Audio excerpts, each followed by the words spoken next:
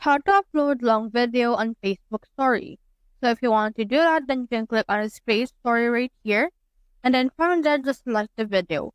So for example, let's select a video right here that can amount to 3 minutes. Then click on next.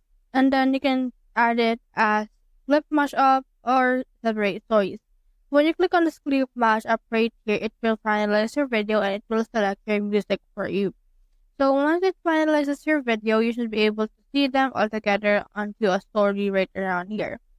So let's just wait for this right here to finish the finalizing. And then once it's done, you should see that it's been added right around here. So you can see that it's actually a mashup. So if you want to upload a longer story, you can head over and add separate stories right around here.